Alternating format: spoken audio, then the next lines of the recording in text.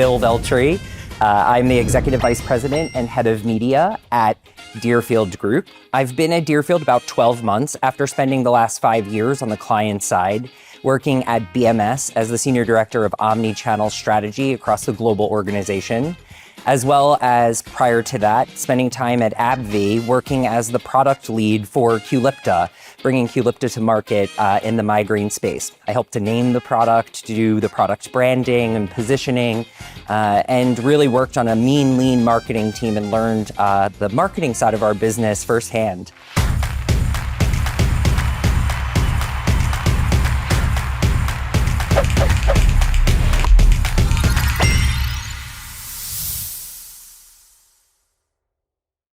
Welcome to Next Marketing with AJ Season 2, where we decode the future of marketing one insight at a time. Today, on this show, I have my friend William Veltre, who leads media at Deerfield Group, one of the young agencies who's growing at a very rapid pace and doing some amazing work. Welcome, Will. Thanks for having me, HJ. I appreciate it. The discussion we want to do is data, right? We talking about AI everywhere, and it's all about data, right? So especially how it applies to healthcare marketing, HCP marketing, how is it used, how it can be used, finding some learning, some insights for our listeners there, right? So what kind of data do you see is available, right? And how is it being used by agency marketers? It's a great question. I feel like data is almost a bad word, right? I think many of the marketers in our industry become paralyzed by data very quickly. Unfortunately, we are in an era where you can't avoid data. And that data comes from a lot of different angles. I like to think about it as the triad, right? You have the agency, the client, and the partner. There's data that's flowing between the triad very effectively, but there's data that each of us are all sitting on that we're not utilizing. And that is something that we want to untap through conversations like this and educational series to be able to broaden the horizons of marketers who are in the industry. Client data really focuses on sales, distribution data, patient claims, writing behavior of HCPs. On the agency side, we're thinking about media data. We're thinking about distribution of marketing vehicles, data that is collected in order to ultimately be aggregated to showcase exposure to messaging.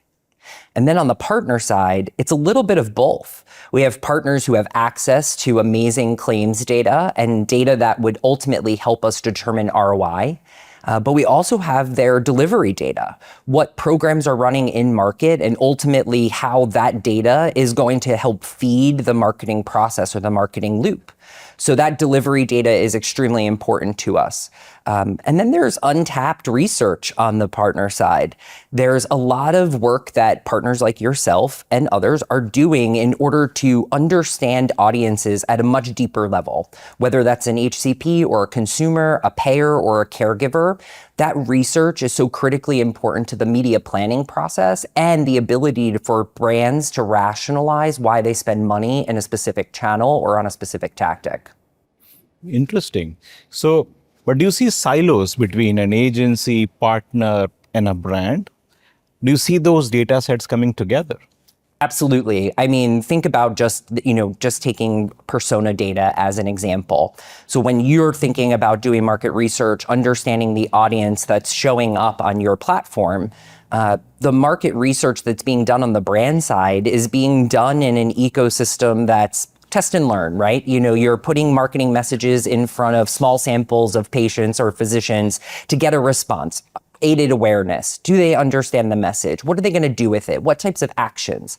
And then on the agency side, we're taking the same level of personal data and trying to translate it into marketing journeys or patient journeys, HCP journeys.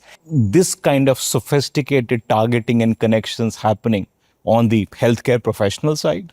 Absolutely. Healthcare professionals are hungry for knowledge, right? At the end of the day, a physician is practicing medicine through clinical decision making. They are going through algorithms every single day to try to make the best decision for the patients that they're seeing. At the end of the day, too, healthcare is mostly test and learn. Some of it is about recommendations or the possibility of having this type of result. Utilizing connections to data would only make medicine stronger.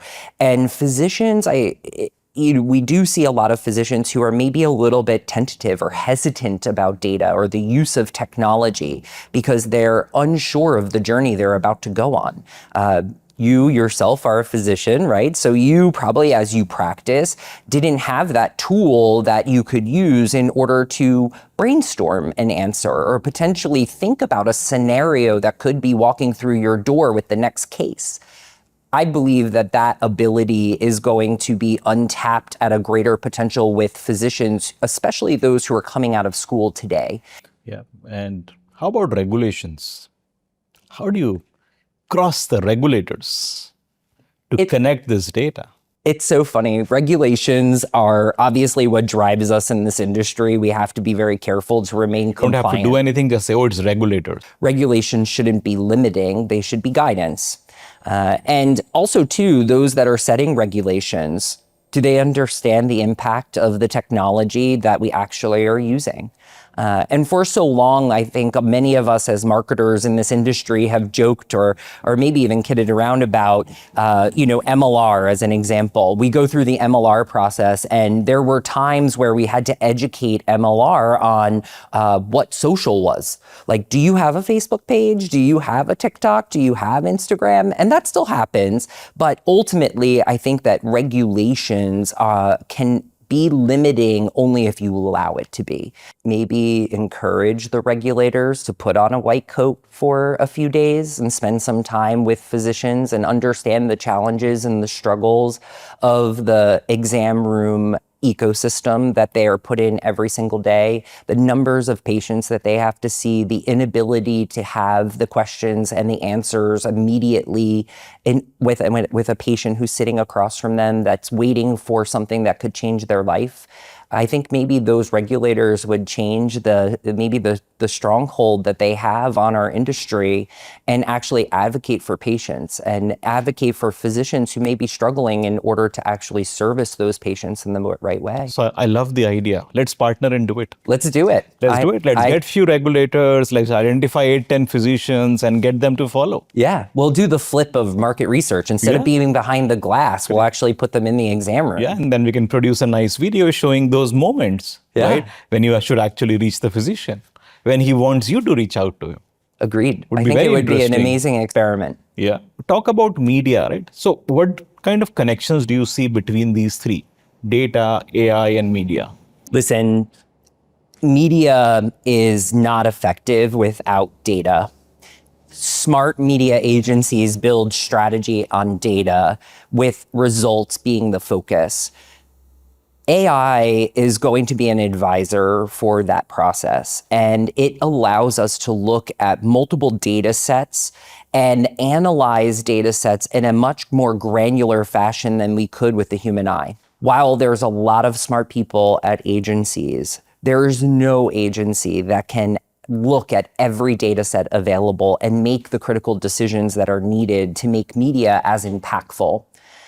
AI is going to enable us and is enabling us. It's here today. It's not coming. Is enabling us to look at those data sets, complementing all of the efforts that we're doing on the human intelligence side, making human intelligence smarter. I don't think that there's any agency out there that's 100% reliant on AI. I think they're using AI smartly in order to help guide and advise on the strategies that need to be made. But at the end of the day, we are using our human intelligence to augment what's coming out of AI and ultimately build the story or the strategy that needs to go back to clients for, implementation. But the three that you mentioned, data, media, and AI, today may feel clunky. I think tomorrow is going to feel very seamless. The ideal based on which you will get most optimal outcomes, right? Starting with maybe an audience builder or a segmentation or media activation or measurement. what would that be? I mean, let's think about Gentic AI, right? There's the decision making, right? Agentic, the term itself comes from the ideal of agency. It's funny, we're an agency. You're giving us the ability to make decisions.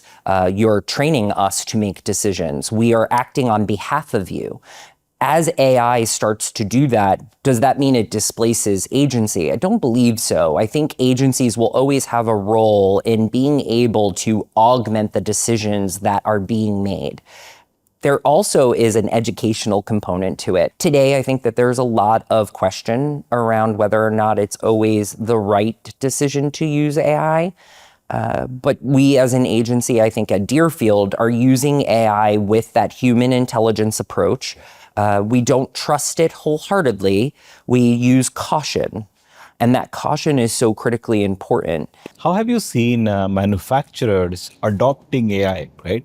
I know everyone wants to do it, everyone keeps talking about it, but then we add a filter. Oh, it has to be regulatory compliant. We can't share data, right? Internally also, they don't share data with the other teams, right? Yeah. How are you seeing the adoption there? Well, it's funny. In our industry, we had a word that I won't mention, omnichannel, that was also a bad word for a while. I think AI is becoming the new bad 15 word. years now. Yeah. You hear that in every conversation, every conference. Who was doing it well or who's doing it well? And still we want to do omnichannel. I don't think anyone really knows if anyone was actually doing it well. And we'll continue down this omni-channel path, but I think AI now is a disruptor in the industry and it's providing the same bit of fear. In my experience on the client side, we were utilizing AI governance in order to drive decision-making from a marketing perspective that was thoughtful, that was careful, that was reviewed. Those things are really important because no one manufacturer wants to put their business at risk. There's a lot riding on every single product that goes to market. And I believe that regulations on the client side are very critically important. But that's why you hire an agency. And you hire an agency to break through that regulatory barrier and allow for the agency to play, to scenario plan, to utilize AI in ways that maybe you can't within your four walls. Now, it still needs to be compliant, it still needs to be safe, and it still needs to be governed in some ways. But I do feel like there is a stronghold on the manufacturer side of playing too hard. Every program for every brand is different. As a patient, if I could benefit from that program, it's so hard for me to find out which program I'm eligible for and how to navigate that program. Like, why is it so complex? It's more of a philosophical question, not a data question. And could data play a role to simplify, right? Is it even possible? We know that no one's going to be able to get a medical degree that quickly, but they have these tools at their fingertips now. And I think the ability to connect accessible programs to them, co-pay programs, support programs, nurse navigator programs, will obviously unlock a different potential for outcome, right? Imagine if you're able to do that faster, I think is critical for this. Just one application of data inside a point of prescription or a point of care. Any other applications of data, right, that you see in that space? Well, EHR, electronic health records, is excellence in health records, right? Because the excellence of the data that you are capturing is something that can trigger a waterfall effect for a patient, for a caregiver, and ultimately even for a payer potentially. Those triggers, I believe, today are under represented or maybe even untapped in the EHR. And I think the sharing of that data and the access that you're providing gives us the ability to augment the media landscape. Now let's move to the second part of the show, which is our rapid fire section, right? So I have few questions to ask and you should just answer whatever the first thing that comes to your mind without thinking a lot. Okay. Are you ready? I'm ready. Okay. So What's one word to describe the future of healthcare marketing with AI? Speed. Speed. Biggest buzzword in AI marketing you secretly love? Agentic. Tool or tech you wish you had 5 years ago? ChatGPT. Or omnichannel? AI in one word, assistant or advisor? Advisor. Your go-to mantra for smarter media strategy? It doesn't matter what the vehicle is if the strategy isn't the strongest piece of the pie. Excellent. That was easy, right? Did amazingly well. We have some little AI gift for you. An AI gift, huh? Has to be AI. AI has to be everywhere. Awesome. Thank you. You have earned it. Awesome. So now let's move to the next segment of the show, which is very interesting. Now, in this section, you will be the privileged host now. So you get all the privileges now, and I get to answer any question that you want to ask. All right. I have just a few of them, but I'm going to grill you. If you were to Are open... they AI generated? No, nothing. All handwritten. I still know how to write with a pen. If you were to open your phone right now to your favorite AI app, what was the last thing you used AI for? I think I used it maybe yesterday to generate recommendations for a restaurant for a dinner I wanted to go. What's one channel or tactic in the healthcare industry that you think is an AI emergency? It needs AI right away. What's the one tactic or strategy or channel that you think needs AI immediately? So I'm a very big supporter of advertising should be where the audience needs it, right? And that's why we started Docere, because I believe advertising in the healthcare professional category is not happening where the physician needs it. It is happening elsewhere, right? As a physician, I never wanted to see an ad when I am not seeing patients. When I'm at home, chilling with my wife, looking at TV, watching a movie, I don't want to see an ad. And those are the places where I see ads now, right? So I see great application of AI in selecting the right channel, those right moments when the actual need is there. I love that. Which is called as the white coat moments. I love that. What's one campaign that you've worked in, and I know that you've had a very long career in pharma, that you think that you would go back to and AI would be the game changer in it? So my claim to fame in advertising was a campaign I did in 2017. It is the most awarded campaign in the history of healthcare advertising. And the unique part of that campaign was AI was coming in, data conversations were there. So instead of collecting data on a cloud, we collected data on a thread, which was tied to your hand. Interesting. Right? So it's a human AI, right? So it was called Immunity Charm, and it was based on a cultural insight that how kids were made to wear a bracelet in most Asian countries, African countries, when a child is born. And so the idea is it's like a black bead which protects them from evil spirits.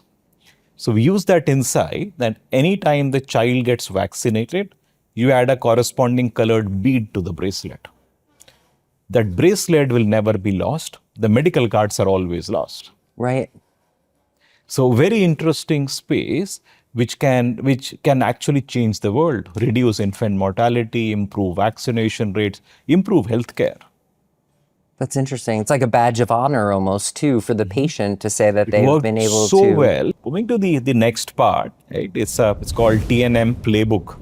So here our attempt is to create a playbook of sorts for young marketers, which would have pearls of wisdom from experts like yourself, right? So what would your recommendation be for young marketers? How to use AI to improve their media planning, marketing, or in the entire space of HCP marketing? I love that question. I love a playbook.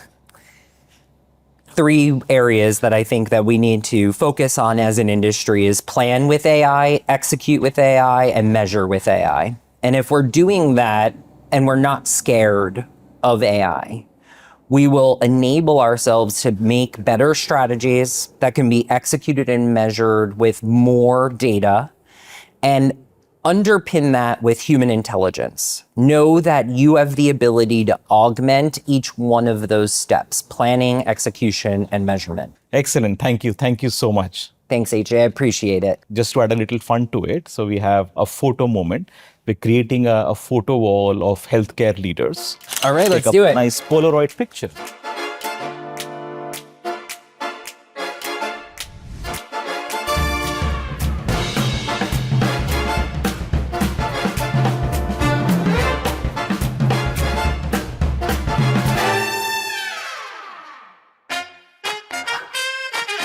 I think you have to look at it through the lens of not artificial intelligence, but assisted intelligence. And how does it make us perform better as individuals? How does it allow us to scale? And how does it allow us to get to insights and outcomes quicker?